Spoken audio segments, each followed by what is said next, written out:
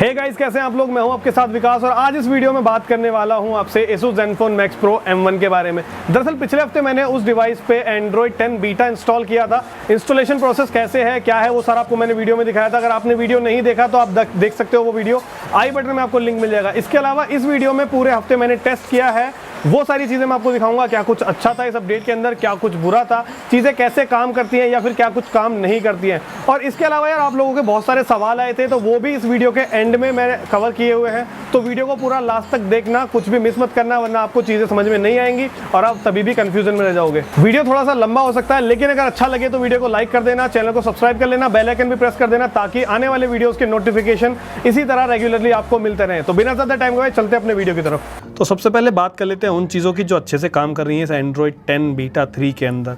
तो obviously Android 10 है तो यहाँ पर बेसिक सा Android के जो जेस्चर्स होते हैं वो होने चाहिए, और इसके अलावा डार्क मोड। तो जेस्चर्स आप देख सकते हैं बहुत आराम से यहाँ पे काम करते हैं, ये आप देख सकते हैं। तो सारे जेस्चर्स बहुत ही आराम से काम करते हैं। मैं कोई भी ऐप यहाँ पे खोलता हूँ, फॉर एग्जांपल यूट्यूब मैंने खोला ये, और मैं इसको बैक करूँगा तो सिंपली आप देख सकते हैं जेस्चर्स बहुत अच्छे से काम कर रहे हैं। इसके अलावा दूसरा आता है हमारा डार्क मोड। तो डार्क मोड आप देख सकते हैं, ये मैंने डार्क थीम पे इसको स्विच किया और पूरा system wide dark mode enable हो चुका है। अब मैं चाहे किसी एप्लीकेशन के अंदर जाता हूँ, फॉर एग्जांपल गूगल ड्राइव में जाता हूँ, तो वो भी डार्क मोड में दिखेगा। इसके अलावा बाकी जो भी चीज़ें होंगी वो सब भी मुझे डार्क मोड में दिखेगा। और सेटिंग्स की अगर बात करें तो सेटिंग्स भी हमें डार्क मोड में दिखता है। अब इसके अलावा बात करते हैं वाईफाई कॉलिंग की, तो वो आपको कहाँ पर मिलता है मैं आपको ये भी दिखा देने वाला हूँ। तो वाईफाई कॉलिंग के लिए आपको यहाँ जाना है सेटिंग्स में, और इसके बाद में कॉलिंग अकाउंट्स में जाना है। इसके बाद में आपको जियो देख लेना है। तो यहाँ आपको मिलेगा वाईफाई कॉलिंग। फ़िलहाल जियो के साथ ही ये काम करता है, और ये भी बाय डिफ़ॉल्ट मुझे डिसेबल्ड मिला था। इसको मैंने यहाँ खुद जाकर इनेबल किया, उसके बाद में मैं इसको यूज़ कर पा रहा हूँ और अच्छे से ये काम कर पा रहा है। अब अगर बात करें पबजी की, तो पबजी में पहले जो बीटा 2 आया था वहाँ पे ना तो HD ग्राफिक्स सपोर्ट होते, ना ही हाई फ्रेम रेट्स, लेकिन इस बार बीटा 3 में इन चीज़ों को फिक्स कर दिया गया है। अगर आप बात करें पबजी की, तो पबजी के अंदर आपको HD ग्राफिक्स का ऑप्शन भी मिल जाता है, जिसको कि आप बड़े ही आराम से HD ग्राफिक्स के साथ में हाई रेजोल्यूशन पर खेल सकते हो। अब नेक्स्ट बात कर लेते हैं सिक्योरिटी की। तो सिक्योरिटी के लिए यहाँ पर सिक्योरिटी पैच में चलते हैं। तो ये हमने सिक्योरिटी का ऑप्शन खोला, और यहाँ पे आप देख सकते हैं सिक्योरिटी पैच हमें लेटेस्ट मिल जाता है, जो कि जून का है, यानी पिछले महीने का। तो पिछले महीने यानी कि इस महीने के स्टार्टिंग में 5 तारीख से पहले ये अपडेट आ गया था, तो लेटेस्ट जून का ही हुआ। तो वो भी हमें मिल जाता है, जो कि काफ़ी अच्छी बात है। बात करें नेक्स्ट फीचर की, तो वो है एम्बिएंट डिस्प्ले। कुछ लोगों का कहना था कि बीटा 2 के अंदर वो नहीं मिला था, इवन मैं भी कह रहा था, लेकिन वो बात दरअसल गलत थी। बीटा 2 के अंदर भी हमें मिलता था और बीटा 3 के अंदर भी हमें मिलता है। कहाँ पर मिलता है वो आपको दिखा देना चाहता हूँ। सेटिंग्स में आपको जाना है, डिस्प्ले सेटिंग में एडवांस में जाना है। इसके बाद में आपको सबसे नीचे जाना है, आप देख सकते हैं लॉक स्क्रीन सेटिंग। तो उसके बाद में न्यू नोटिफिकेशन करके जो आपको ये सेटिंग मिल रही है, ये इस बार चेंज नाम कर दिया है और इसकी लोकेशन थोड़ी सी चेंज कर दी है, लेकिन वही चीज़ है एम्बिएंट डिस्प्ले। इसको आप ऑन कर लेना और फिर आपके स्क्रीन ऑफ होने पे नोटिफिकेशन आपको हाईलाइट होकर के आपके स्क्रीन पर दिख जाएंगे। इसके अलावा अगर बात करें गूगल कैमरा की, तो गूगल कैमरा मैंने यहाँ पे यूज़ किया है। गूगल कैमरा ठीक से काम करता है। अगर आप बात करते हैं पिक्चर्स लेने की, पिक्चर क्वालिटी भी ठीक ठाक है, मतलब बहुत ज़्यादा तो अच्छा नहीं कह सकते क्योंकि अभी काम होना बाकी है इस पर, लेकिन फिर भी गूगल कैमरा इसके साथ में अच्छे से काम करता है। लेकिन अगर बात करूँ वीडियो रिकॉर्डिंग की, तो वीडियो रिकॉर्डिंग के लिए जैसे मैं अपने यूट्यूब चैनल के वीडियोस अपने फ़ोन से ही रिकॉर्ड किया करता था, तो वीडियो रिकॉर्डिंग के साथ में इशू है, शायद कैमरा का API वगैरह कुछ ठीक से काम नहीं करता है। तो बहुत लंबे समय तक अगर मैं सिनेमा Abhi ये एप्लीकेशन यूज़ करता हूँ या फिर कोई भी अदर एप्लीकेशन यूज़ करता हूँ, तो वो सपोर्ट नहीं करती है। सिर्फ 30 से 40 सेकंड की वीडियो रिकॉर्ड होती है, उसके बाद में मेरे फ़ोन का कैमरा काम करना बंद कर देता है, एंड देन मुझे अपने फ़ोन को रीस्टार्ट करना पड़ता है, तब जा करके वो काम करना शुरू करता है। लेकिन फ़ोटो के साथ में ऐसी कोई प्रॉब्लम मुझे फेस करने को नहीं मिली है। एक और फीचर की बात करें तो वो हमें मिल जाता है वाइड वाइन L1 का सपोर्ट। DRM इन्फॉर्मेशन के एप्लीकेशन में आप देख सकते हैं वाइड वाइन L1 हमें मिल जाता है सिक्योरिटी लेवल में।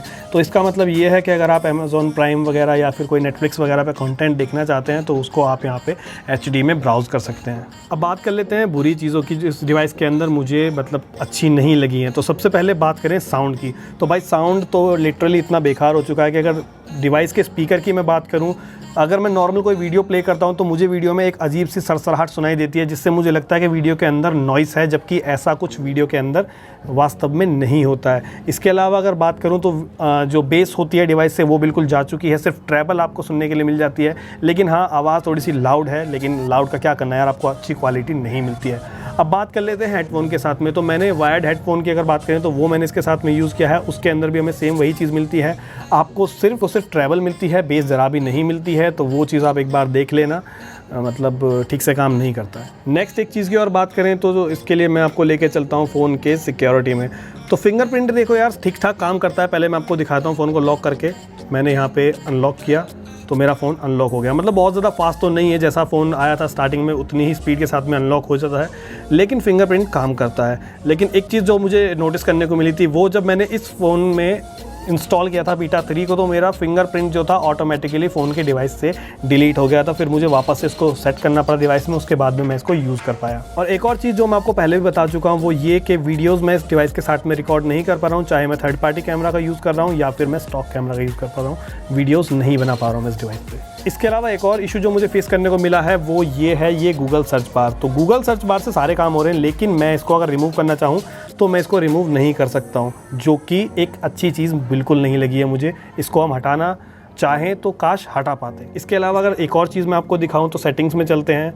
सेटिंग्स में जाने के बाद में आप सेटिंग्स के टॉप में ही देख सकते हैं, कुछ सजेशंस आपको सेटिंग्स के लिए मिल जाते हैं। तो इनकी रिक्वायरमेंट्स को आप कितना भी फिलफुल कर लेना, ये आपके स्क्रीन से नहीं जाएंगे, हमेशा वैसे ही लगे रहेंगे। तो ये भी एक बग है, इसको भी Asus को जल्दी ही फिक्स करना चाहिए। इसके अलावा अगर बात करूँ तो कई बार जब मैं अपना ब्राउज़र यूज़ कर रहा होता हूँ, इवन आई यूज़ क्रोम या फिर मैं इसके अलावा कोई ब्रेव की बात करूँ, तो ये जब मैं यूज़ कर रहा होता हूँ तो यहाँ पे कई बार ऐसा होता है ब्राउज़ करते करते मेरा ब्राउज़र किसी एक पेज पे स्टक हो जाता है। फॉर एग्जांपल ये पेज है तो स्टक हो जाता है, वहाँ पे फिर मैं अपने डिवाइस को अगर नेविगेशन जेस्चर के थ्रू बैक कमांड देता हूँ या फिर फॉरवर्ड कमांड देता हूँ तो वो काम नहीं करता है। फिर मुझे क्या करना होता है, वापस से कुछ इस तरह से इसको बंद करके रिसेंट ऐप्स में ले जाना पड़ता है, फिर से मैं खोलता हूँ अपने ब्राउज़र को, तो तब जा करके मेरा जो फ़ोन है वो काम करने लगता है। वो उस पर जो भी ब्राउज़र में कर पाता हूँ कंटिन्यू कर सकता हूँ।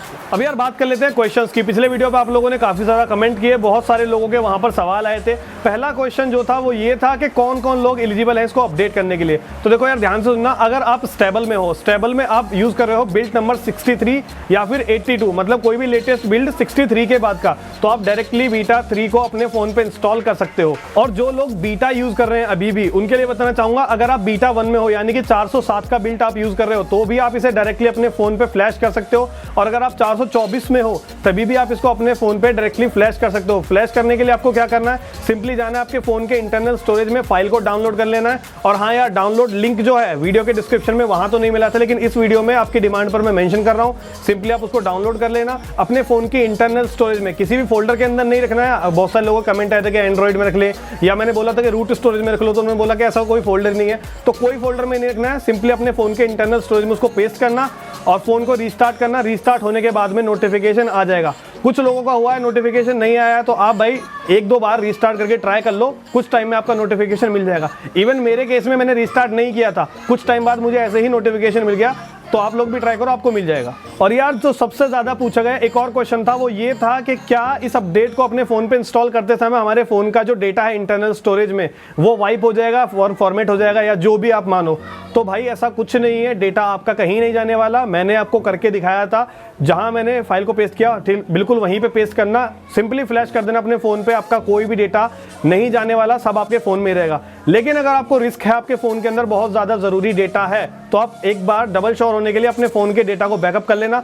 आपका कोई सिस्टम है, मतलब कंप्यूटर है, लैपटॉप है, या फिर कोई भी आपके पास में डिवाइस है स्टोरेज की, उसमें अपने डेटा को बैकअप कर लेना, क्योंकि Asus ने भी रिकमेंड किया है आपका डेटा बैकअप करना। जो नेक्स्ट क्वेश्चन आता है वो है कैमरा टू API इनेबल। तो भाई मैं जब से एंड्रॉइड 8 यूज़ कर रहा था तब से मैंने कैमरा टू API को अपने डिवाइस पे इनेबल कर रखा था।